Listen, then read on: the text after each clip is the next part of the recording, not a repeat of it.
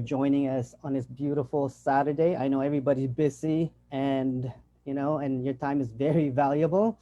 But on behalf of Inspiring Minds in collaboration with Canada, a mindful and kind nation, today we're going to be speaking and talking about mental health and also some of the movement of Bhante Sarampala that you're going to be sharing with us because not just promoting mental health, but you're also doing a lot of work to helping out different countries such as India and Nepal. But I'd like to begin by asking some of you um, an introduction, starting with Jackie LeBeau.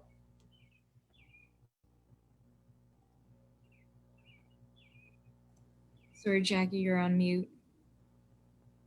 Sorry, my name is Jackie LeBeau. I'm the owner of Evolve Counseling Services. I am a certified clinical trauma specialist as well as a registered psychotherapist.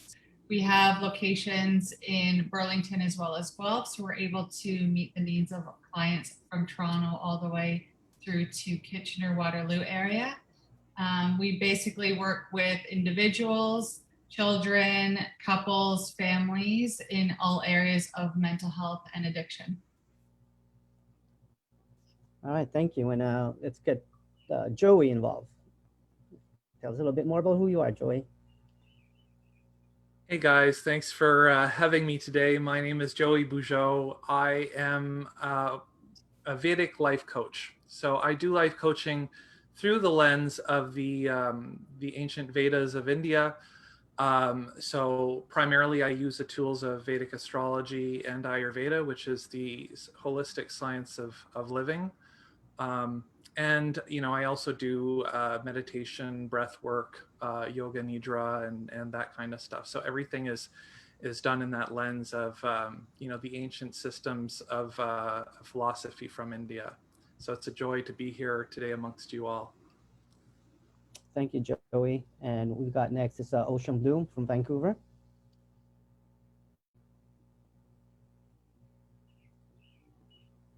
You need to unmute.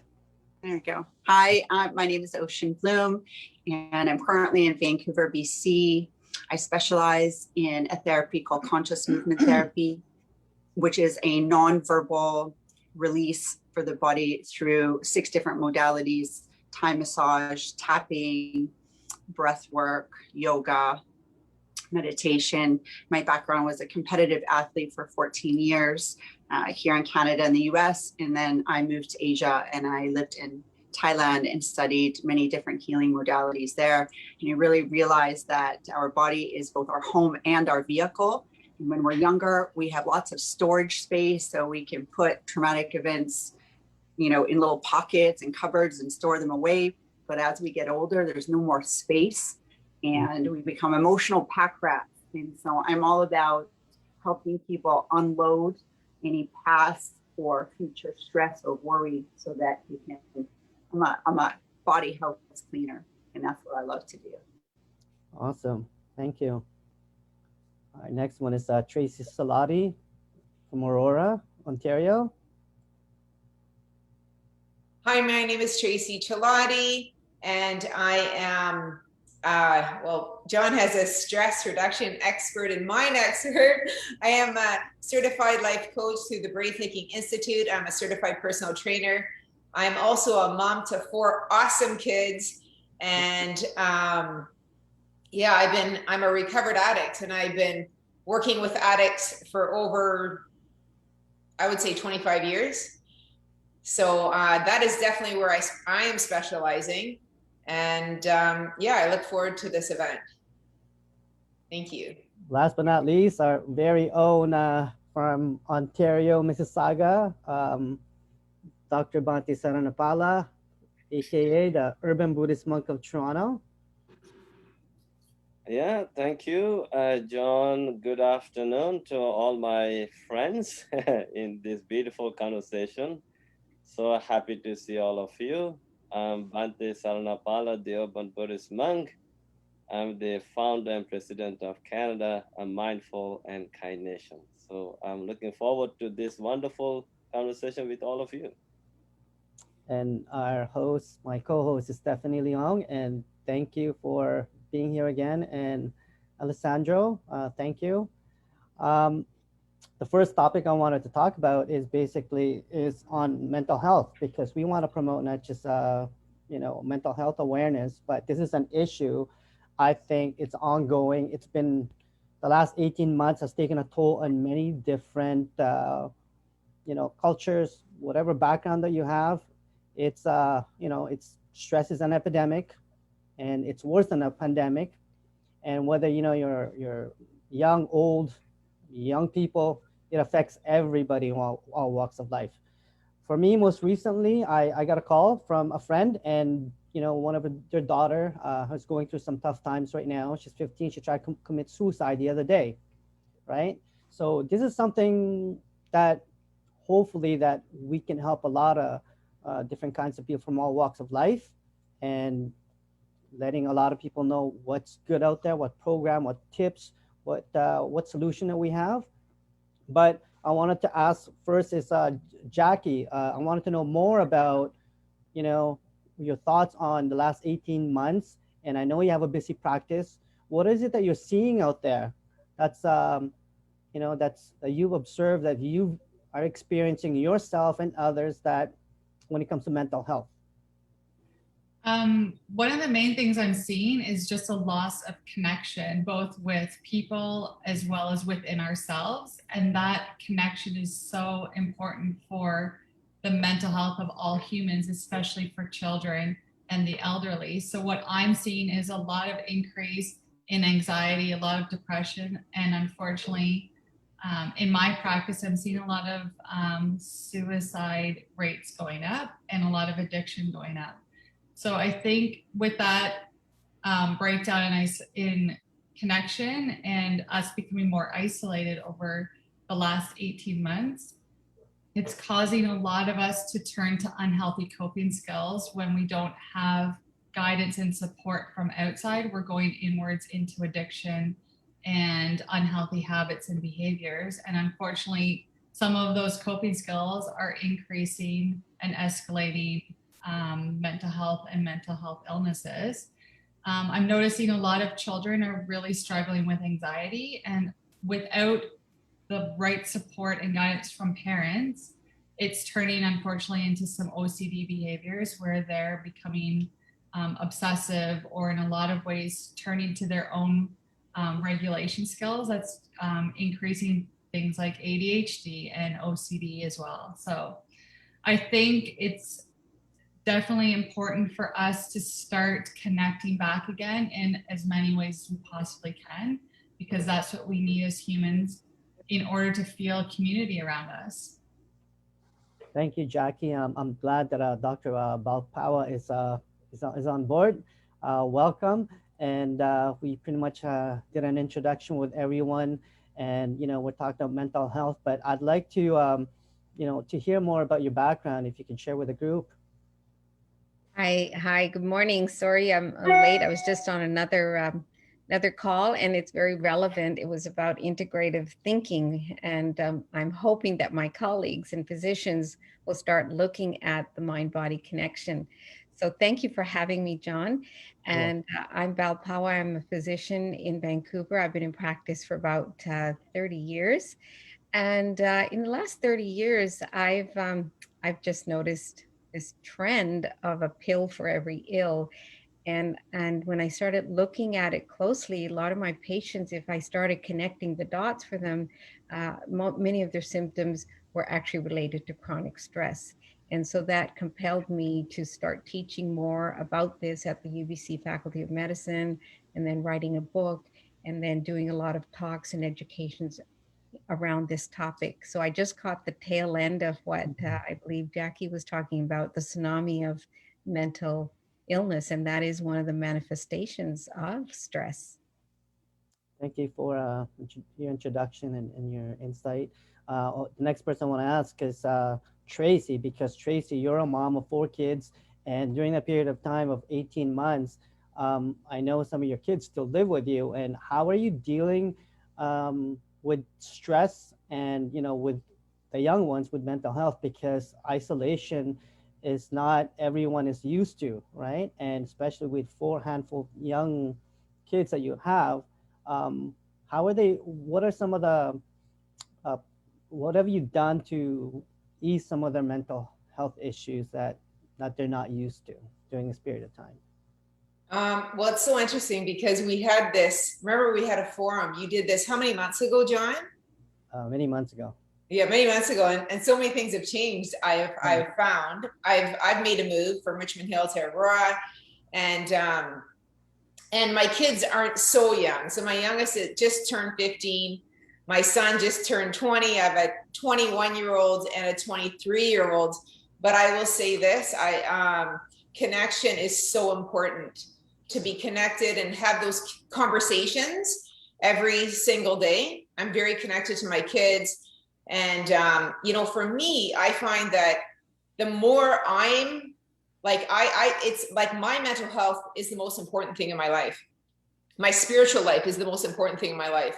So if I'm grounded, I find personally, most of the time my kids are, because then I'm very, very aware of what's going around. Now it's far from perfect. And there are times there's got to be some difficult conversations. There's no question. And that's when I have to really ask for guidance. I do a lot of meditation myself, and I actually teach mind, body, and soul transformational life courses. So they see what I do on a daily basis. My oldest daughter, she actually teaches a fitness to a young group of women that are in their early 20s, and that's really incredible. And it's helped my youngest daughter because since she's joined this community, it's increased her self-confidence, her self-esteem. And I get them involved in the sense of like I journal a lot. So I'll have them, if there's a lot of overabundance of feelings going on, I will share what I do. Like, you need to do this or you need to do that. I share my tools with them. And honestly, but for the grace of God, things have been good. I have absolutely no complaints. And I come from a space of gratitude every single day. And I think gratitude in these circumstances is so key, to wake up with that grateful heart and to be full. Like, I fill my tank every single day because I know that if it's not full, I can't help others. So I fill myself and I do what I'm supposed to do. And that could be going, this morning I went out for a run in the beautiful sunshine. I go out into the forest. I mean, I could just go on and on in this topic, but my kids, they see what I do. And so they work out and they do things. They watch their mom. I feel just very blessed. And as you know, I help a community of recovering addicts too. I have my own meeting. So yeah, I kind of said lots. That's awesome. Thank you. I want to hear from Joey, because I know, Joey, you've got 2 young kids, right? So, and you're almost like Mr. Daddy staying home right now, taking care of the kids. I'd like to hear more about your thoughts on, during the 18 months of what you've been going through. Oh, you can share out there. Sure. Just as a correction, I have 2 kids, 2 beautiful, wonderful kids. My wife has 3 kids. Okay. Because I'm the 3rd kid. That's the joke. Okay. But no, the pandemic has placed me in a role where, I've been a house dad. And in some ways, it's been such an amazing experience to be at home with my kids and just to be in proximity to them and being able to help them and have that time with them. There are times where, however, it's not always the case. And I think we need to allow ourselves that acknowledgement of that space, that, everything is, it's okay. We are normal people, most of us, hopefully, living in abnormal circumstances. And I think the apropos word is, my wife brought that word, and I thought it's a really good word. We are languishing right now, coming out of this 3rd wave, where we are. And I think also the other thing we need to understand is that, we're all in the same boat on different levels. We're all experiencing this, some of us more than others. And I think we also need to acknowledge that, perhaps due to different socioeconomic or even geographic different areas are locked down, others are popping up and opening up, and some are wide open and having concerts again.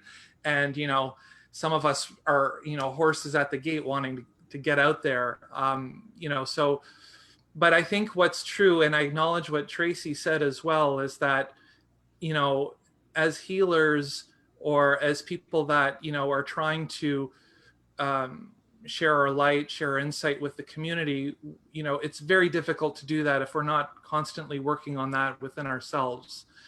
So we can talk more about, ways of doing that, but I think the most important thing that, has been a recurring theme for me throughout this whole pandemic is that,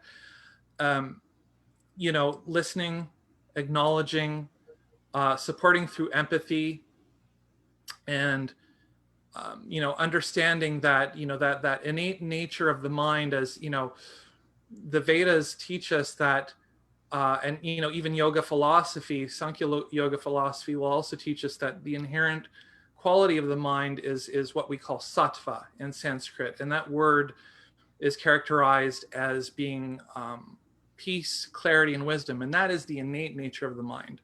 It's when that lens becomes muddied through all of the gunk that happens, through all of our traumas, all of our past experiences, the way we were brought up, where we brought up, everything sort of creates that distortion. In the Yoga Sutras of Patanjali, Patanjali says, Yoga Chitta Vritti Nirodha, which means yoga is the cessation of that up and down, up and down, up and down of the mind, where we can actually begin to see that clarity. It's very difficult to do that under these circumstances, but when we're making that effort, we're doing the best we can. We are languishing. So that's what I have to say. Thanks, Joey. I'd like to hear from Bhante and then Ocean about during this period of time. Bhante, I know you've been doing a lot of prayer, chanting for the world, but also creating a lot of movement, but helping out India and Nepal, for fundraising and getting them some ventilators. So, let us know a little bit more about some of your thoughts about during the 18 months. I know you've been consistent every week, so I'm grateful for that what you're doing for Canada and in the world. You're on mute, Bhante. There you go, Bhante. Okay, so it's wonderful to be with all of you this afternoon. And I think this is something amazing we all are doing together to help people. And, as you said, I tried my best to, help everyone. It's not just the, I think what happened was when this was happening last year, there was a conversation going on by end of January. And then mid-February, people started panicking. And oh my goodness, the world is going to go into lockdown. And then by end of February last year, then reluctantly we had to close our center for the public, and we got bombarded with phone calls. Mm-hmm. This is the time we need the center, and you to help us. You can't close the center. Mm-hmm. But we had to obey to the provincial government restriction laws. So otherwise, we are not being mindful. And so I said, okay, don't worry. There is a way to come to you. So I started going to people's house every day. First, I started that with doing some chanting for the humanity every day from 8 to 9. And it's still going on, by the way, it's still happening. And a lot of people join for the chanting. We do chanting in ancient language called Pali, but we try to bring the hope and the positive energy to everyone through this chanting. Then I was telling people, I know our center is closed, you can come here, but don't worry, we are coming to you every day. Mhm. And then I also started offering a daily mindfulness meditation session for the public, one for the adults and one for the kids. And for 3 months, until first week of January last year, I have been conducting meditation sessions every day. And I'm very happy to tell all of you that, through these sessions, I was able to help so many people. And then I know people were going through so much emotionally, psychologically. They wanted to talk to someone, especially those who were going through some emotional turmoils like loneliness, depression, stress, anxieties, panic attacks. And loneliness was actually torturing people a lot. So and then I said, okay, I'm going to help you. So during the summertime, I offered a program. I call it Mindful Conversation Under the Tree with the Urban Buddhist Monk. Mhm. So first I offered this service for the frontline workers, but then I opened it for the public. So every day I have been seeing 3-4 people, and of course I know John, you came, Steph, you came. We had nice conversation with your colleagues, and it actually helped a lot. And then all my teachings were held outside, and I encourage people to I don't know how people say, if you can't go outside, you can always go inside. Remaining inside is your territory. That is the safest, the green zone. You're safe. When you go out, you're vulnerable. Mm. so but I had to convince people. I said, you should be appreciating for locking down is giving you a space to stay inside safely and spend time with your family, and have make use of this time to become something productive. So in my case, what I did was, there is a teaching of the Buddha. It's called looking after yourself will help look after others. Right. So true. And then looking after others will help you look after yourself. It works in both ways. So then I applied this theory into practice. And as you have seen, it's not only through the spirituality or meditation that I was helping people and counseling, but physically, I mean, there are people who are going through hard time, because there are people who live their life with days income. Now the country is under lockdown. People have no income, so Right. people contacted me. So I tried my best. Whoever joined me and my virtual teachings, I said, if possible, make a contribution to feed the people. And last year, and a whole year, I have been helping people. Even here in Toronto, we donate a lot of canned food to the local food banks. And then we know there are community people, they are going through struggle. So we monks were mindful enough to, go and drop some stuff for them. Okay. So and then we are so lucky to have these wonderful people in the community who care for us, and they appreciated our presence, and they started taking care of us. So you are taking care of us, and we all have a spiritual moral obligation to take care of you emotionally, psychologically, spiritually. And so even today, I keep doing all these programs. I did not stop any program I started doing virtually. In addition to this, as you said, like India and Nepal, Bangladesh, Sri Lanka, Uganda, these people are dying. So through social media, I was able to raise a lot of funds and help and donate ventilators, oxygen supplies, medical supplies. And when you do something like this, positive for the people, you know, it gives you positive energy. And this is the real food for you to get going. So this is something I have been doing. And I believe, you know, meditation will help everyone to take care of this. So I encourage people to meditate every day.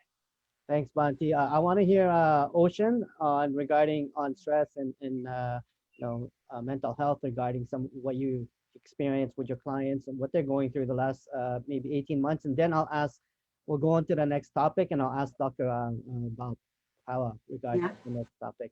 Thank you.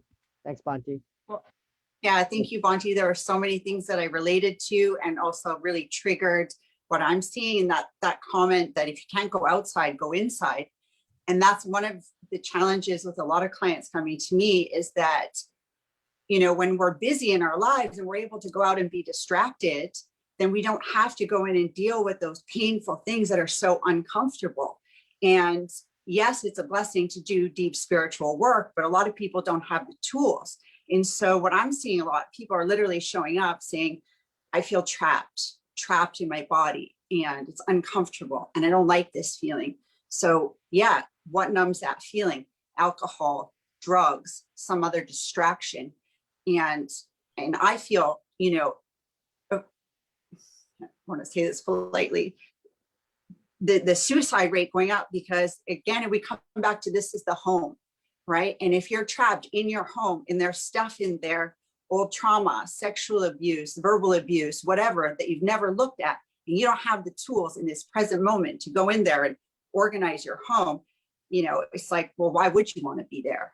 So I'm helping people on a physical level, literally discharge whatever that stuff is. So to go into people's inner world, right?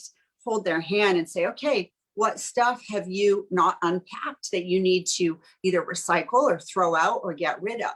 And another big piece around the emotions is that, you know, I don't feel that anger is a bad emotion at all. It's just an emotion, and emotions need to be released, like sadness, like joy. You know, we express, we laugh, we cry, we do these things. And what I'm seeing a lot is that people have so much built up anger and frustration, and there's nowhere for them to discharge it. So they start to implode, or they become numbed out and sort of docile, where, you know, I have clients say, well, I don't really get angry, but I don't get sad. I just I'm complacent and I feel nothing. And it's not that there's nothing there. It's that there's so much there. And, you know, I feel like it's kind of like having your home pile up with garbage, but there's no recycling bin. So you're just, it's starting to smell, you know, all these emotions coming up. And so for me right now, of all the emotions, I feel there's a lot of built up anger, and that's what people need help releasing. But in order to release that too, they need a safe space. And anger can be a scary one. You know, it's okay to go have a cry into your pillow. And even though people may feel vulnerable, it's still acceptable to cry in front of other people. But just scream and just roar out, which is what I'm feeling people need. Like they need to feel the abundance of their anger and clear it from their body in a safe way. I used to, when I lived in Asia, you know, I ran these fitness yoga retreats, but they're really conscious movement retreats. So we would deal with the physical body and help strengthen the physical body and the mental body and the emotional body and the energetic body. We would do all of that in a day.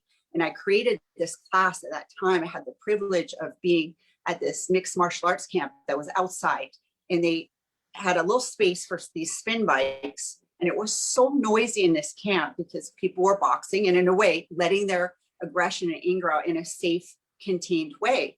And so I was teaching these spin classes, and in a way I was fighting, you know, competing against the boxing classes, and they're screaming. And I encouraged my guests in the class, you know, as you're riding and you're sweating, scream into the center, and you can scream out anyone's name that you're holding resentment towards. And I don't mind if you swear, because scientific studies also say that if you hurt yourself, if you know, stub your toe, it's actually beneficial to swear. And so I encourage that in this space, people had the freedom to say whatever they want, and to, as they're moving, put that into the center, and we would all be clapping and cheering it on, get it out. And so because of this lockdown, for many people, myself included, the studios closed, the yoga studios, the gyms, even parks were closed in places where you couldn't go out even by yourself. Authorities would come in. I had friends in Switzerland say, went to the park to get some movement and like really do my mental physical therapy. And then I'm being told I'm not allowed to be there. So this implosion happens again. The vehicles we had before to release and recharge were shut down. And so it's good that this is starting to reopen. I feel like we really need those outlets again. And I watched myself, like the yoga studio closed, and that was a space for me to do a meditation and get out of my own space. And I started to recognize through observation that, why am I feeling heavy? Why am I feeling contracted? Oh, because I haven't been doing these exercises. And in the past, I was a competitive athlete. My whole world career was based around being in amazing shape. And that's the external. And the way I realize, it is now is that that's like having a car. If you're just exercising to make your body look good, then that's like having a car that you go, you polish it, wax it, make the rims look good. And yet you have a broken engine. And so it doesn't matter that it looks good on the outside, the inside needs work. And this is what I'm helping people with now is, back to that comment, if you can't go outside, go inside, but that can be a scary place to go. So it's really amazing that we have all these different people on here today that are saying, okay, you want to go inside? Here's the tools that you're going to need to go on that journey and for that battle, have these breath work tools, have these positions that you can put your body in. A lot of yin postures I've used with clients to open the heart, open space so that stuff can start to move again and people are not feeling so trapped. Thank you. Really appreciate that. The next question is for you, Dr. Belpawa. And, the last 18 months has been a lot of division within, Western, Eastern, or even different belief system, different cultures. And I think, that's what the 18 months of the pandemic has done. It's even ongoing right now. I think you're one of the, medical doctors, I think, that believes in integrative medicine. And I think it's great. I think we do need more doctors that are like that. And I wanted to find out is, how effective would your Western medicine and integrating, Eastern approach to some of your patients and some of your colleagues? I mean, how can we bridge that gap? Because there's so many different kinds of people that are against, Western, Eastern, but at the end of the day, we're all in this together. We're fighting COVID, right? And, if you can give me some of your insights or experience and Sure. how are you closing that gap? I'll just address the first part about the last 18 months and how it's manifested. So our last speaker, Ocean, was just talking about how, we have all these feelings and fears and you implode. Well, the implosion then shows up in the physical body as symptoms. So you'll see mental health, of course, anxiety, panic attacks, depression, but it can also show up as gut issues, migraine, muscle tension, high blood pressure. In the last 18 months, prescriptions for sleeping pills, antidepressants, anti-anxiety, and medication for the gut went up by 40%. And that is just, stress is pervasive, but in the last 1 year globally, if you look at that trend, we've reached for a pill for every ill, right? We have a pill for every ill. But when we look at integrative thinking and the integrative model, it means teaching people that, the father of medicine was Hippocrates, and he said the most powerful healing forces are within us. But in North America, we have forgotten to teach people how to empower or harness their innate ability to heal. So we end up doing what's called intervention medicine, We have more surgeries here, we have more medication here. But the Eastern philosophy is all about learning to connect with your higher self.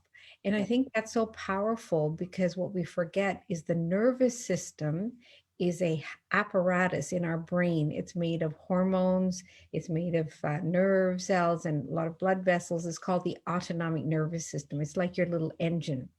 And when you have a lot of stress, covert stress, fear, uncertainty, that is inextricably linked to the nervous system. And that nervous system gets turned on and we make more cortisol, more adrenaline, and that's playing out biologically. So in Western medicine, we're very good at intervening and snuffing out the symptoms or saving lives, but we wait till the patient's really sick and then we intervene.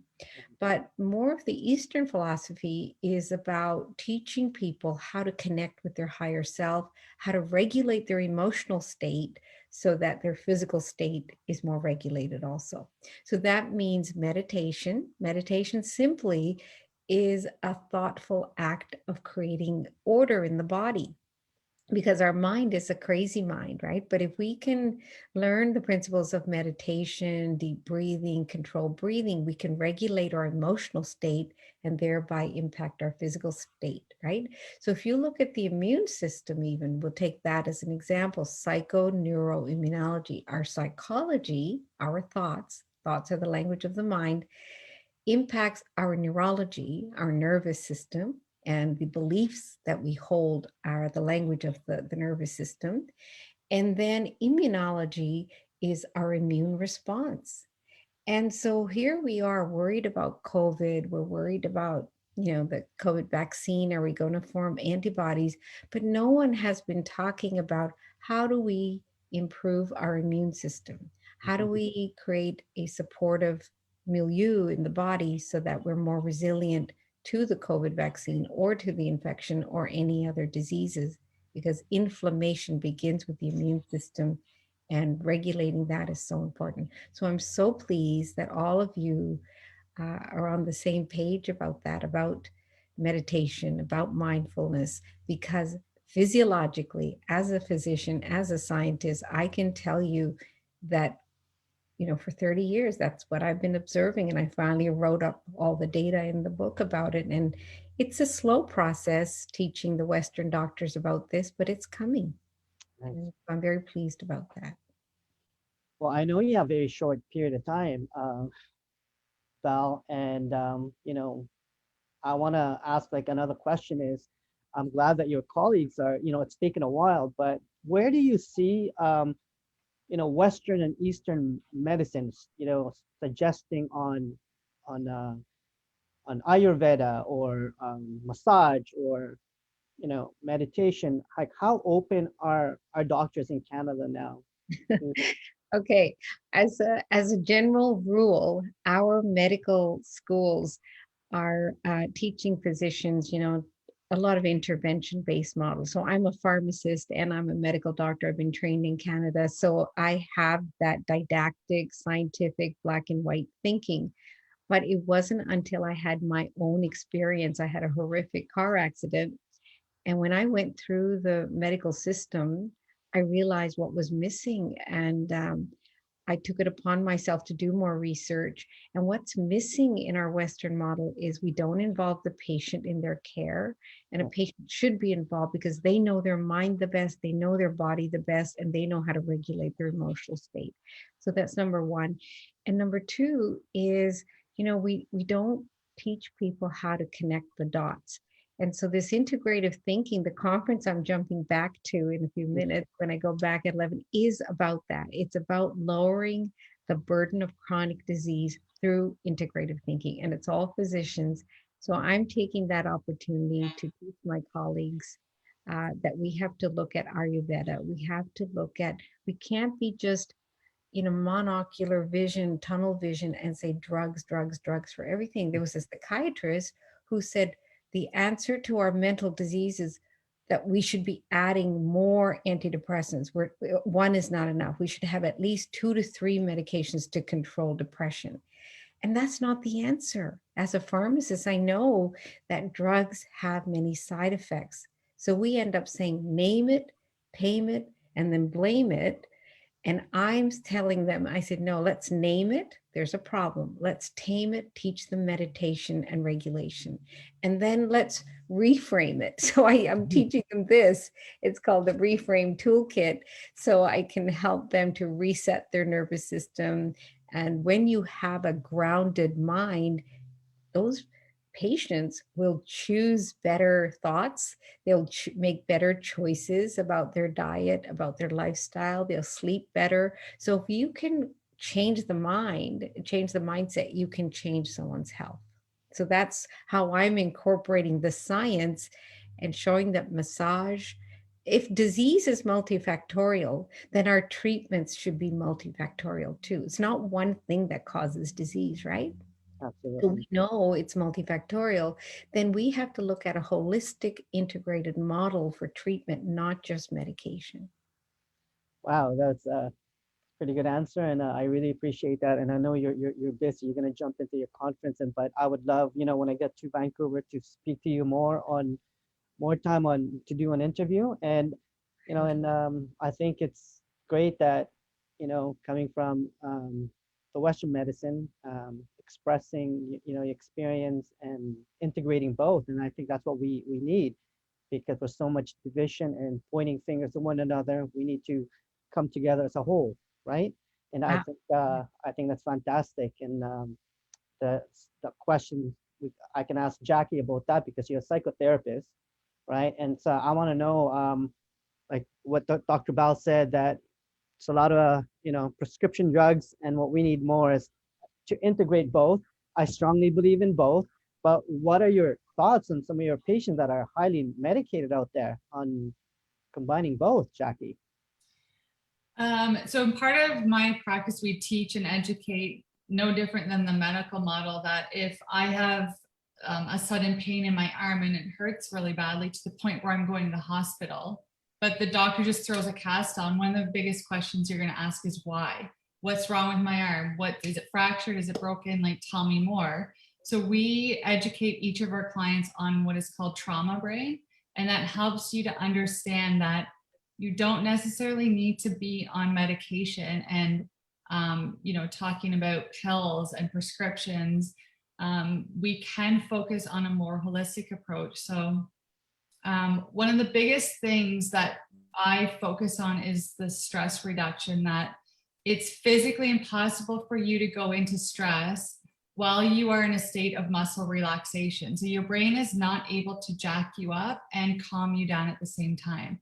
So I work with a lot of people who come to me on antidepressants and they're like, I'm still feeling anxious. I'm still feeling, depressed. I'm still unable to get out of bed in the morning. And I talk about how, like Ocean states, when we have it inside of us and we're trying to numb it with medication or hide or mask some of those symptoms, our body is not then able to heal us. And we have a self-healing system. It's why we cry. It's why we have nightmares. It's trying to release some of that trauma that we're storing, right? So instead, what I focus on is when we use medication, all of those symptoms need another way to come out, because it's still our body's way of trying to heal that trauma. So I find when we go on antidepressants for depression, those clients suddenly have a spike in anxiety. And it's just another way for that trauma to look for an escape out of our body. So instead, in my practice, we focus a lot on thought restructuring. Our thoughts are very powerful, and that's what leads us into feeling certain things and behaving in certain ways. We've all had some of those assumptions where that we create this false narrative, and we often believe those to be so true that we behave or react as though it was actually happening, right? So instead, I work with clients on thought restructuring that helps them have prevention tools, because we believe in prevention versus cure first. Prevention tools that will give them the ability to shift the perspective, look for a different angle, look for a different option for any situation that you are in. We provide a tool to shift your focus into a positive, or at least keep you at neutral or above and not let you dip into some of those negative feelings. And then we work on giving them coping skills for the anxiety and the depression. And then often we go into some communication work and ways to really listen and communicate, because it's two sides to that. It's not just about the words we're speaking, right? It's about our body language, tone of voice, the behaviors we're using, because communication can often trigger us into stress as well. So when we pair those three together into one treatment plan that's specific to the client's needs, I find that my clients go off of their medication within 6 months of doing therapy. I'm also, we found a platform of using some natural products. So we are using some of the CBD and cannabis instead to help work with children, specifically a lot of children who are coming to me on ADHD medication. And I'm finding when we're shifting and working with parents and naturopaths to shift them into some cannabis use instead, it's actually helping them not go into that numbness and that robotic feeling like I can't feel happiness anymore. And, instead of having this whole community and society of children who are on medication, sadly, it's nice to see that parents are starting to want other options now, Right. because they're not comfortable going to get strong prescriptions for their children. It's interesting. I had a mom who came in to talk to me before her child's session, and she said, out of curiosity, I took one of my kids' ADHD pills. And she was like, I will never put my child on that medication again, because I was basically high for the next 3 hours of my day. And she was just floored by what that medication did to her as an adult.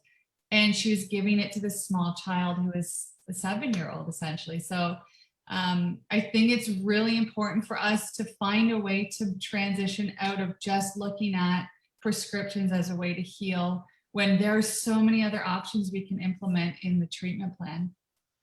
Awesome. Thank you. I know Dr. Bell, you raised your hand. I just wanted to clarify too, it's a caveat that when I speak, I always make sure that I don't say, we just promote prevention and Ayurvedic and meditation. I want people to know that the intervention model that we currently have is absolutely necessary, because disease can be mild, moderate, or severe. And if you have a severe infection, if you can't breathe, we need intervention. We need life-saving measures. We need medication for severe depression or severe anxiety. But what we're doing at walk-in clinics, all the doctors, they have only 5 minutes to diagnose you, and you quickly come in and say, I'm depressed, here's an antidepressant. I'm anxious, here's a drug. I have heartburn, here's a drug.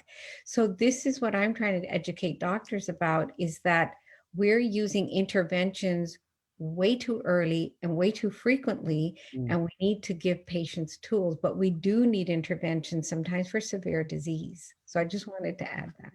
No, I think that's great. That's a great, glad you share that. I want to hear, Tracy, your thoughts, because not just a life coach, but also you're big on nutrition. So what about your clients that are, stressed out, but also on meds? I know their body has a different reaction when you're putting them on through a system, whatever goal that you have for the next 6 months. Share us a little bit more about some of these individuals that are going through, stress and on meds, and their mindset's completely different from everybody else. Actually, that's the first thing I do, is I put them on a nutrition plan. So the first week is a 12-week program, or 90 days. And the first week is all focused on nutrition. And then I get them more into like fitness and mindset modalities, biohacking the body.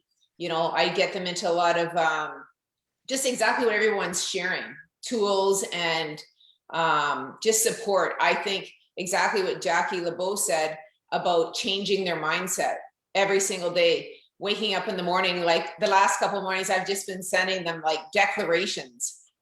I do declarations every single morning. I think it's so important. You got to rewire the brain, because when I wake up, I know for me, like I do prayer. For me, prayer has changed my life. I've become, it's And then I go into declarations and gratitude. Gratitude is so powerful. That's what you do to change your mindset.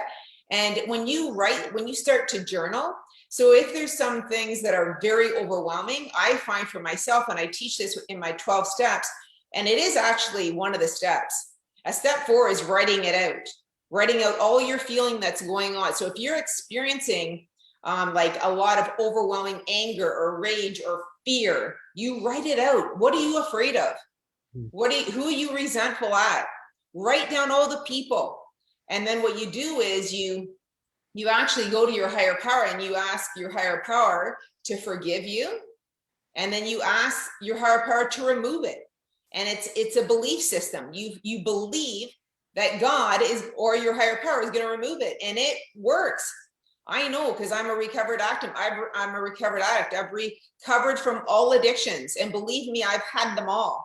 You know, it's, there's definitely, and it's exactly, even Ocean mentioned, like how, you know, I had some deep rooted issues. I came from a background of abuse. That's the truth. So it was not an overnight process, and it was very painful, but it's, you know, it's one day at a time. It's one day at a time. And when you look at it that way, like it's one day and you just work with, as the day goes through, especially if people have overwhelming things that they're facing in their life, it's a lot easier. It's a lot easier to face it one day at a time and to tackle one thing at a time and get the support you need. Support is so key. You will get through it. But a loving support system and someone that understands is so important to find that because I know for myself, when I was going through very difficult times many years ago, I didn't have that proper support system. I didn't have someone that really, I thought they understood me, but they didn't. And I went through some very like darkness because of that, because I trusted the wrong people. You got to make sure you're talking to the right people, because I had, and back then it wasn't all these terms. They like, I didn't know I had what I had back then. It was just, you know, you were just thrown into a doctor and they put you on medication. They didn't deal with exactly. I like when I heard that Dr. Pawa, like Bao, her speak, I couldn't believe what she was saying, because when I wasn't dealt that way, I was just thrown in and put on meds. I knew I didn't even need them. I was forced. So yeah, I have a completely different, that's why I can teach this now. You know, I feel so blessed to be able to know so much. And this has got me, you know, I am, and I don't regret anything. I know I wouldn't be the woman I am today if I didn't experience what I experienced. So I obviously went through this. I can tell you this too, this whole, you know, this pandemic for me, it wasn't as difficult because of the rough times I've had, and because I dealt with what I needed to deal with. You know, God put me in this place right now to serve and to help people and to show them a way, a different way. Right. You know, and I am honored. Like, this is, what an honor to be on a panel of all of you. You guys are, I feel so blessed to be here. So thank you, John. You're welcome. I'm going to ask Joey, and then after that, I'll ask Dr. Bao, because I know you have to leave, on your last thoughts, and then we'll move on to the next question after Joey, and then the next topic will be start with Banti and then Ocean. So Joey, with your practice in Ayurveda, what are you seeing, you know, with the ones that are on medication, mental health? Like, what are you seeing out there with your clients, with your patients? You know, I have two thoughts on this topic, and I'll try to keep them as succinct as possible. Number one, I wanted to acknowledge what Dr. Pawa said earlier about, you know, training the physicians that, look, you know, there's so much more to this than just, you know, seeing the client, realizing there's something wrong with them, giving them a pill, and, you know, sending them on their way. That is so important, that we need to train the physicians that, you know, there are other tools at their disposal. But the other side of the coin as well, and I feel like this is even more important and needs to be acknowledged, is that within, fundamentally, there's the, and something that I'm seeing in common with all of the panelists here today, which is absolutely amazing, is that they've all been through their own journey of self, care, and they've really transformed their lives through their own practices. And therein lies the fundamental belief that if I put my trust in another person and I say, look, I want healing, you heal me, so there's something wrong with me, fix me. And, and I think, we need to realize that the real fixing lies within ourselves. That is how we can change ourselves. So, of course, we need integrative medicine. We need to, when we have acute emergencies, gosh, if I ever get in an accident, take me to the hospital, you fix me, that's okay. But, there comes a point where, okay, now, my own self-care, my own, as soon as I'm capable of taking care of myself, that process needs to happen. And so that mindset really is something that needs to change at an individual level. That was my first point.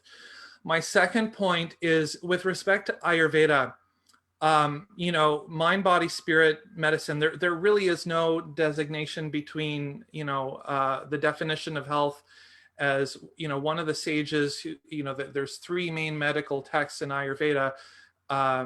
Sushruta gives a succinct definition of health. I won't get into that here. It's not relevant.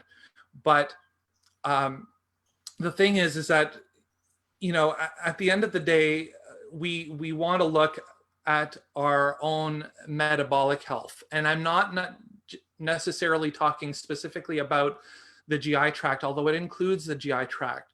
But all of the experiences that we have, anything that we're ingesting through the five indriyas, the five senses of the body. So, sight, taste, touch, smell, we're always taking in prana, we're always taking in this life energy, and we're processing it. Some of it we're not able to digest and becomes toxic in our body. And Ayurveda really looks at this idea of, something becomes too much and we can't digest it. Where does it go? How do we deal with it? So that's number one. And then number two is that everything is connected as a system. So mind, body, spirit, all of the different shrotas, all of the different tissues of the body, they're all interconnected. So if something's wrong up here, in the level of mind or consciousness, it will usually manifest below as well. But the thing is that the key to unlocking this, and this is something that, I've been focusing on my own self-care practices as well, is that, if you tweak one thing, then you'll begin to notice how all the other systems in your life begin to respond as a result of that change. So if I change my diet, and I decide I can't cope with this, I'm just going to sink into eating food and pizza and ice cream, like maybe all the things that aren't necessarily good for me, my body, my mind, I may become more depressed. I may have more, I may put on more weight, and then that'll affect the organ systems of my body, all that. So if I tweak that a little bit and focus on the right choices that are going to awaken that, what we call the inner fire, the Agni of our body and our mind, and increase our metabolic health, then everything becomes, we're able to process these experiences a lot better. So anyways, those were the two main thoughts that I had, and I hope that I was able to keep it rather succinct so we can get on to the next. It makes sense. Thanks, Joey. I really appreciate that. But I know, Dr. Bal, you have to leave pretty like in a minute or so. But what are your last thoughts you want to share out there for people that are listening, because that are looking for some kind of to be more positive, for hope during this period of time, regardless if we're opening, what anything that you'd like to share, that would be great. Yeah, thank you. Thank you for accommodating my schedule. I just want, I think my biggest message to people is that, our thoughts are the language of the mind, and our feelings are the language of the body.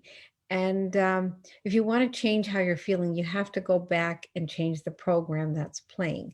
So teaching people about the connection of their mind to the nervous system, one, that you have a nervous system, and two, that you can regulate the nervous system. So through some of the things that you've all talked about, mindfulness, meditation, yoga, healthy eating, just staying connected and staying conscious about the choices you make about everything. I think that would be my parting message is what you're doing, John, is raising awareness. Awareness is the catalyst of change.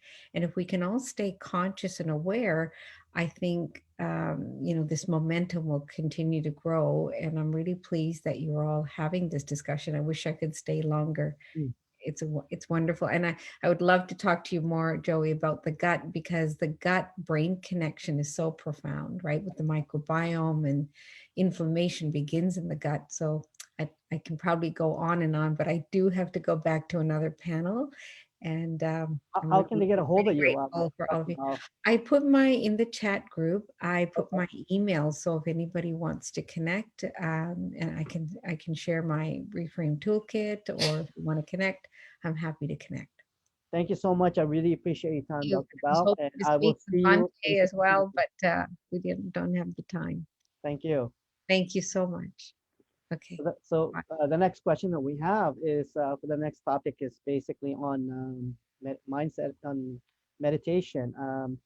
How important it is nowadays, because when you're going through so much stress, with mentally, emotionally, financially, and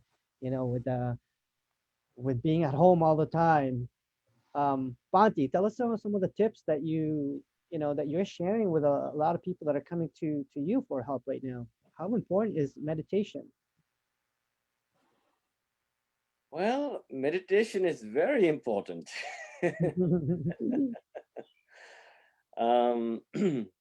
This is how it works. And of course, I have been very carefully and mindfully listening to all these wonderful speakers as they were sharing the mental health tips for the greater benefit of everyone, whoever is watching us or who is going to watch this presentation later.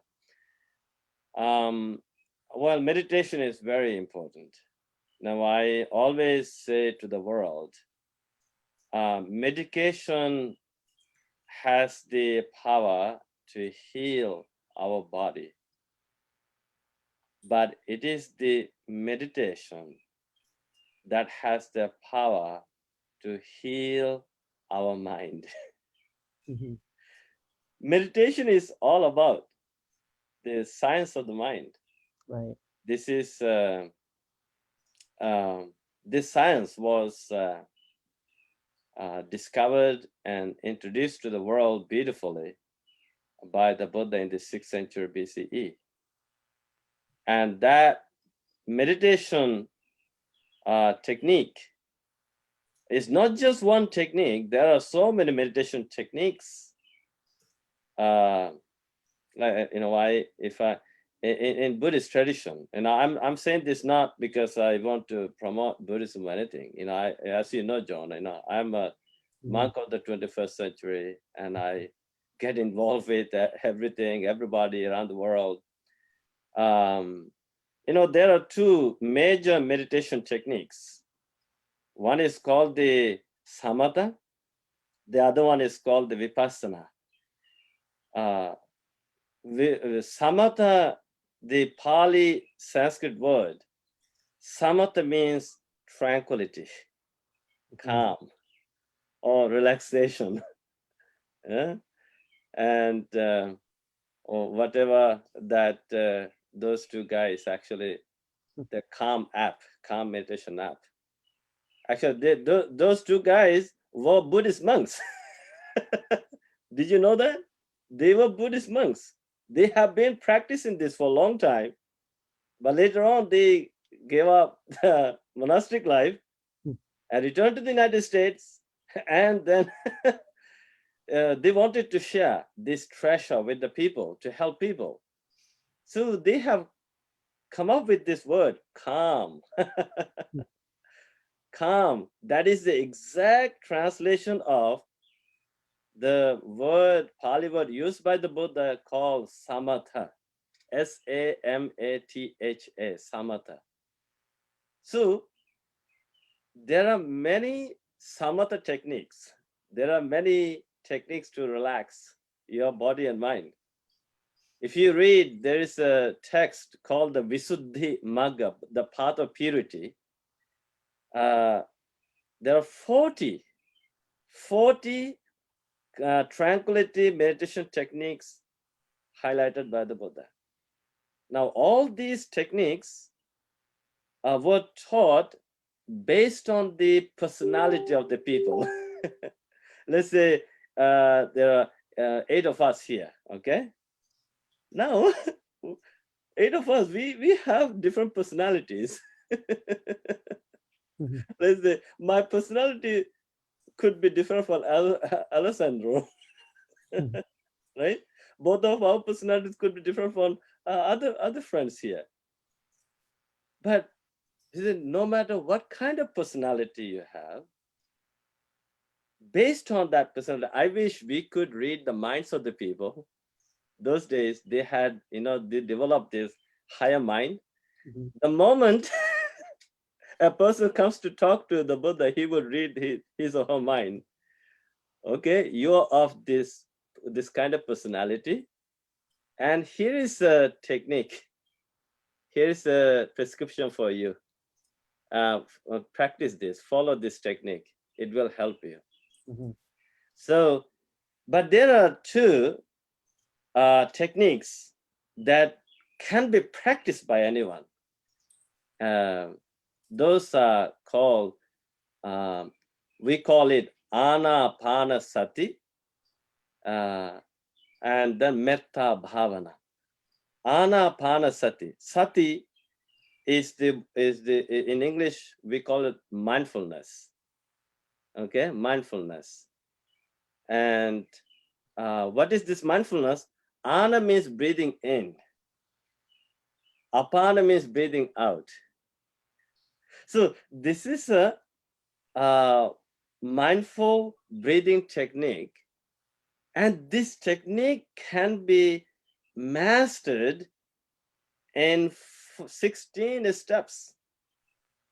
If you want to get to know all this, there is a sutra called Anapanasati Sutta, the discourse on the mindful breathing.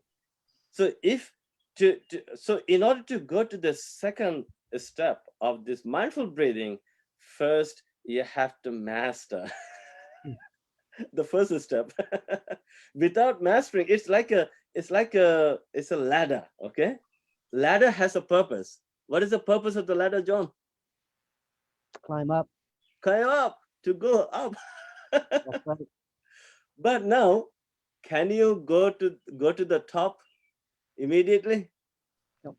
You can try, but when you jump, if you're not strong enough, Right. you're going to fall and break your legs.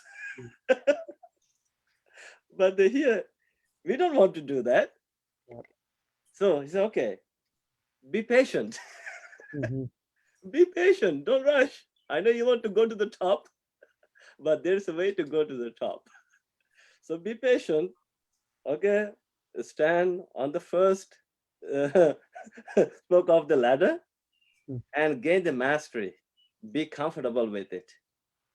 Once you're comfortable, then go to the second. Then once you become comfortable with then you have to give a try. Go between step 1 and 2. See how quickly you can go up and down, up and down, up and down, right? Once you gain mastery of the first 2 like that, then go to the step 3. So like that, So even doing the mindful breathing, it's not just 1. There are 16, okay? Right. And once you can master the up to step 16, guess what? You're completely free from human suffering. You're enlightened. And so this can be done. Again, breathing is not a religious thing. It's not a cultural thing. It is life, right? It's a life. So once you become mindful of the breath, guess what? You feel like, my goodness, I am alive. Hey, I'm alive.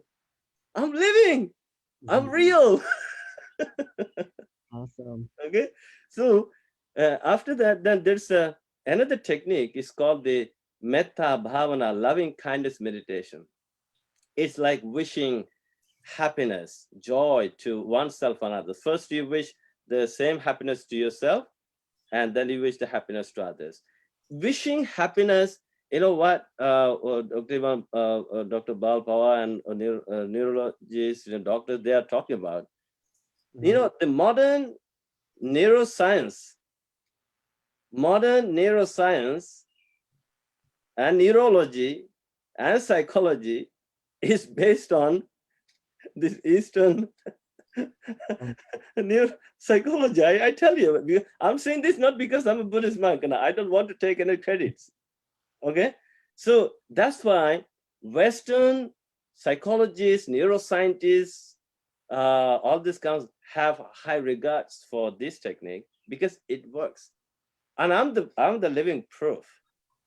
With these techniques, I was able to save so many lives. John, you know that. Yep. You know, so it works. And I make it very simple for people to understand. And this is the very reason why I started this movement, you know, calling every country a mindful and kind nation. During difficult time, the very first thing you had to do is be kind to yourself. It's a must, because you are the one who needs the kindness, love, more than others, because you're in pain. There's a way to be kind to yourself. Once you become kind to yourself, you can easily be kind to people around you. If you're being unkind to yourself, you're going to be unkind to everyone. True. So true. That's so true, Lanti. Anyways, I can go on and on. This, of course, there are so many techniques to share, but this is. I'm gonna ask Ocean, and then we're gonna the last topic. I'm gonna go around. We'll go with Jackie, Tracy, and then Joey. You know, on Ocean about having a strong mindset, meditation. I mean, you've traveled in Asia, lived there for quite some time, and how important is that nowadays, especially that with the pandemic, having a strong mindset. Well, I think we've covered that a lot already. And again, going back to the comment that was just made about having a good relationship with self, I feel often the most toxic relationship that we have is the one with self.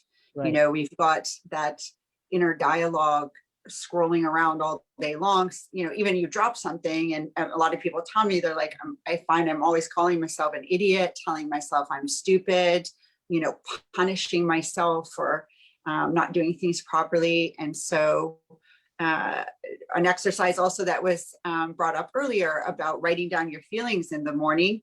And I do something very similar with people. I have them have 2 pieces of paper, and on the left side, I call it the itty bitty shitty committee. And they say, be real. It's like the yin and the yang. You know, we need to share our shadow side so that we can receive the light side, not just write down in the morning, oh, I'm grateful. You know, I feel we need to express not just gratitude, but we need to clear and empty out all the stuff that is in the mind. So to answer your question, it's that the mindset, clean the mind, understand how you're speaking to yourself and what would be a more positive, you know, if you're a personal trainer, you're not going to tell yourself or your client, oh, you're doing a horrible job, you know, you're worthless.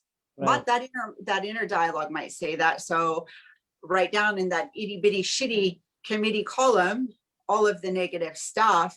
And then, as was said earlier, ask your higher self to come in, and what would the higher spirit advise to what is needed for that? And 4 questions that were passed on to me for the mindset that I give to all of my clients as well is ask, what is my observation of what's happening around me? What am I observing? 2, what am I feeling? How is what I'm observing making me feel inside, even physically? And with that feeling and sensation, how am I behaving and showing up? Is that behavior, the reaction, in alignment with who I truly am? And 4th, based on those 3 questions, what is it that I need? Right. Yeah. So those are my tips for you. Awesome, thank you. So our last topic we're going to go around is, we're kind of pressed for time, but if you can keep it within like 2-3 minutes, that'd be great. Is finding common ground and common good. How can we make choices that promotes common good during COVID-19 and ongoing? What actions can I or we take to promote that common good? Because with the world nowadays is so divided, I know one action can create an impact. It doesn't have to be big. It doesn't have to be small. It could be small, but I'd like to know what, some of these actions and choices that we can make to create some common good within ourselves and with others. Jackie. I think one of the biggest things to create that common ground is to have awareness and understanding. It's not just about how am I feeling, but what am I seeing in other people?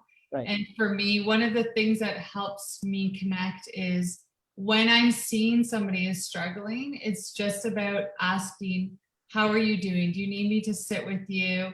Do you want me to get you anything or be here in some way to help you? And I think if we can learn to have that awareness of when somebody else is struggling, and I try to always ask myself or tell myself a statement that maybe they're not trying to give me a hard time, but in fact, they're having a hard time. And when we look at it from that angle, if somebody's lashing out at me or tailgating me on the highway, or, a lot of the frustrations we're seeing in our day-to-day in the news and social media, all of that, maybe it's about understanding that they're struggling in some way and they don't know how to actually communicate that to us. So if we can just take the time to listen, and I think that's the biggest thing we're missing these days is everybody wants a voice. And I understand that, and it's very important that we stand up and we use our voice in a healthy way. But I think one of the things that we are forgetting right now is we also need to listen.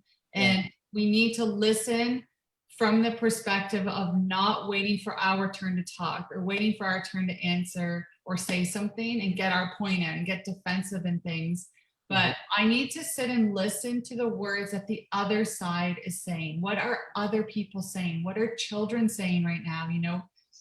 Even going back to the topic of being at home with kids, I'm at home with 2 kids.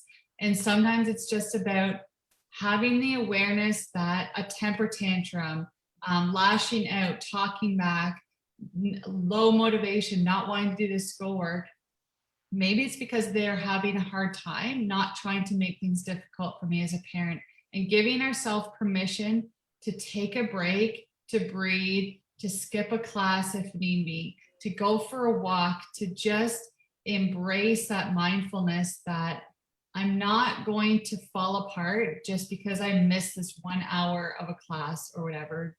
But I think going back to that question, John, for me, it's about listening. The way that we can start to give back is to take the time to listen. And when we are able to listen, we can be a better support to others, but also listening to ourselves inwards. What is our body needing? What is our mind needing? And when we listen, we can give back to ourselves in a healthy way, and then we can give to others in a healthy way as well. Awesome answer. I'd like to hear from you, Tracy. So for me, it's like when you talked about division and everybody's doing, we're all coming from different places, and I think accepting people for where they're at and for their choices, and not judging, not coming from a place of judgment, but from a place of love. That for me is the most important thing. And to because I believe, like when you come from that place of love, you're going to get that love back. It's like what you put out there, it comes back to you, right? And just creating healthy boundaries, I feel, is very, very important. And for myself to protect my energy, I definitely need to do that. And I have found ways to do that. I teach that, and and that's that's what works for me. Thank you. Awesome. Thank you, Tracy. Joey, I'd like to hear from you, and then Ocean, and then Banti. So Yes, I would mirror what everyone has said to date because they're all fantastic answers. I have the privilege of being able to study, Vedic astrology, which is such a vast subject, but it is connected to a lineage originating from Orissa, and the head of the lineage was a saint who was alive several hundred years ago by the name of Sri Achyutananda Das. He was a great bhakti yogi, so he was a great lover of God, but he was also an incredible jnani yogi, a very, very strong wisdom-based yogi. And he was also an incredible astrologer as well. Like, he was able to see past, present, future. And his lineage is still very prevalent in that part of India. But he gave a dictum to all of his students that we should not look, at a client's horoscope or a client until we've acknowledged that God is dwelling in them. Right. And as soon as you acknowledge that, and as Tracy said, alluded to earlier, get out of the head into the heart, then even if a person has an opposing viewpoint than you, if they voted for somebody different than you, if they support a different philosophy or a different religion, or ultimately, if you're seeing them on that level, of course you can acknowledge the differences, that's fine, but at the same time, how can you hate when you have love in your heart? So anyway, I would just add that. So thank you so much. Thank you, Joey. Really appreciate that. And Ocean, finding common good and common ground. How can we make those choices that promotes common good? I think a lot of my feelings have been said already, but I'll reiterate. I think about listening is really important.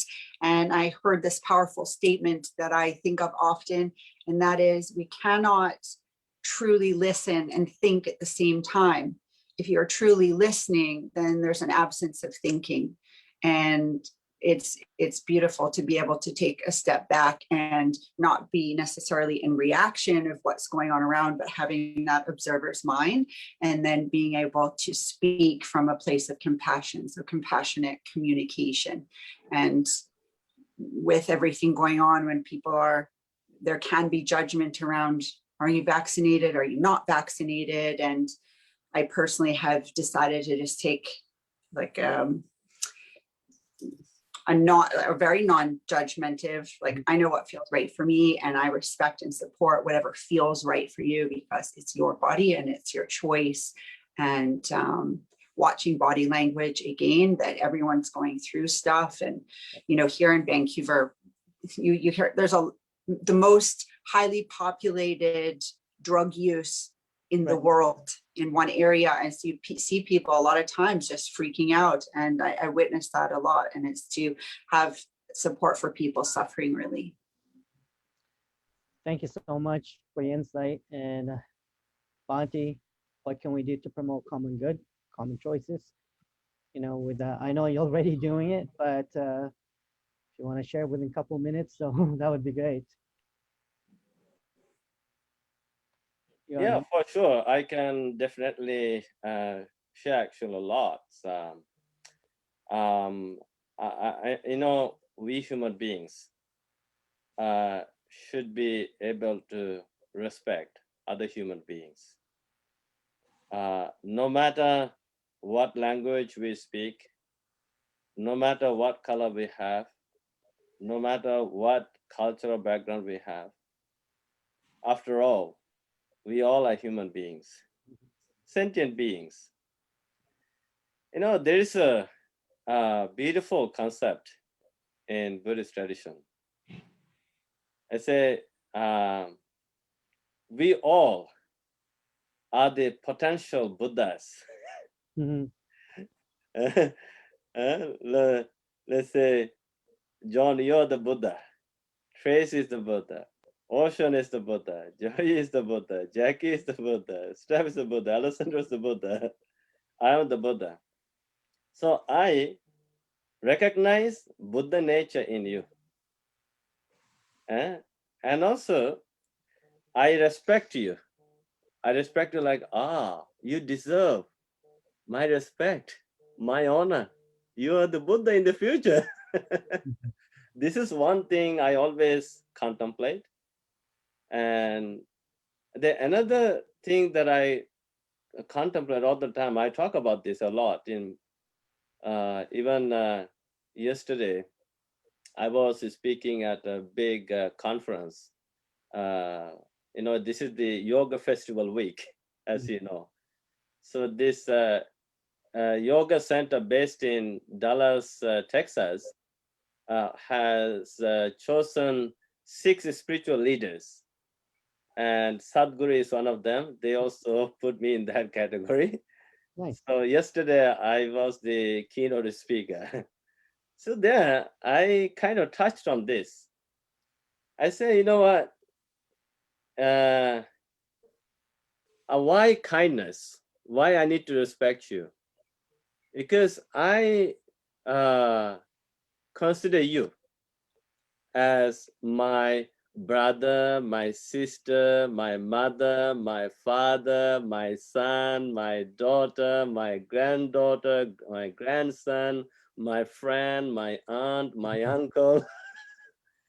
So in the past immemorial, you all had been my mothers, my fathers. So now let's say, now, if a mother yells at me, hey, you bad son, you did this, you know. Mm. But all the mother does like that. Do we feel like hurting the mother? Do we feel like beating the mother? No. We never feel like hurting the mother or father. So when we get angry, when we try to hurt someone, we need to reflect on that. Oh my goodness, I'm about to yell at this person, but this person could have been my mother in the past immemorial. And hurting this person is hurting my mother. So when I become mindful of that, that the feeling, the thought of hurting someone, suddenly goes down. It goes away. Then you develop the love and kindness, the way you embrace your mother, your father. In the same way, you can embrace your mother and father. So now imagine in this world, we all treat one another like that. Right. There won't be any problem. One thing, John, we need to keep in mind, there is a beautiful saying of the Buddha. Is called, all are afraid of the stick, all hold their lives dear. Putting oneself in another's place, one should not beat or kill others. And as I am, so are they. As they are, so am I. So I need to wish happiness. I don't like to be harmed. I don't like to be hurt. I don't want people to be unkind to me. So if I don't want people to be unkind to me, then I also need to understand they also don't want me to be unkind to them. Right. Right? So we need to recognize the nature of good values, the good values in other people. We have to see the beautiful qualities of the people. And if we can recognize that, acknowledge it, and if we can train ourselves, this is a kind of neuroscience, neurology. This is the thought that we need to, plant. The seed of this thought should be planted in every person from, childhood. So now imagine we plant the seed of kindness in everyone, right? The whole world will be a heavenly world. Awesome. That's what I want to share with you. Thank you, Banti. I know I just want to say on behalf of Inspiring Minds and Canada Mindful Nation, I want to thank everyone like Tracy, Ocean, Joey, Jackie, Stephanie, Alessandro, and Banti, especially you, Banti. And maybe 6 months from now, we can see where we're at. And I know you guys everyone's like doing their part to fight, COVID or anybody that's in stress right now, and you guys are doing whatever you're doing. And it's so nice to see that we all come together and discuss many different topics that, we can show the world that regardless of each background, each culture, that we can find common ground. And so thank you for your time, everybody. And I know it's a beautiful day, and blessings to everyone. And thank you, Bonti, again. And on behalf of Inspiring Minds, and keep in touch. And, I'm just a phone call away or email away. Yeah, thank you. And I'm also hoping to organize my Right. Kindful Canada Symposium virtually. And let's see how it goes. And I will keep you posted about that. I'm hoping we have it live next year. That would be great. So, Yeah. yeah. But so thank you for organizing this. Thank you everyone for coming together. We are one family, by the way. right. We are one family, and we need to see the good nature of everyone. We all are wise people. We Right. all are wonderful people, good people. What we are doing like this is a way of spreading the goodness, coming together. It's not just one person, the what I tell people, if the park, let's say the park is having just one type of flower, the park is maybe beautiful, but it's not going to be as gorgeous as the other park, which Right. has different flowers with different colors. Awesome. So true. That park is going to attract more people. Mm. Yes, it's tough. And Bonti, can you share the recorded? You can email it to us. Actually, I didn't record this. I gave it the Facebook Live. Oh, you did? Okay. Yeah. Yeah, so it's saved on Facebook Live and people can view it there. Yeah. I did make a ton of notes. So I Awesome. wanted to maybe Yeah, go ahead, Steph. very quickly, and I wanted to say thank you to everyone. I see, I'm gonna get really emotional. I see myself in every one of you. Everything that everyone's been through. Tracy with addiction, been through that. Ocean, we all have a body, and you're teaching us, how to use it properly. Jackie, I've learned so much about trauma from you. You've taught me how to reframe my mindset.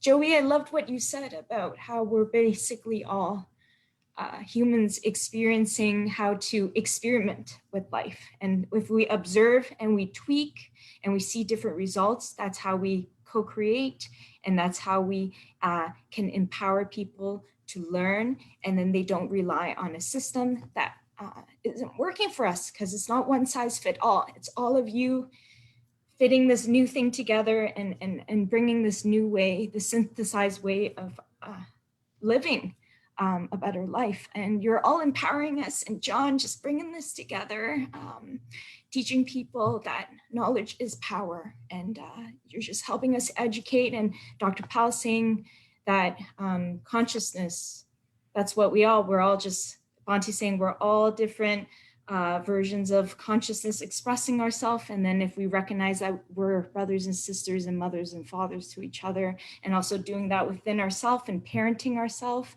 and being kind to ourselves and each other. So just thank you, everyone. That was welcome. Yeah, thank you. And now you can enjoy your beautiful day. All right. Thanks, everybody. Thank you. Thank you so much. Bye-bye.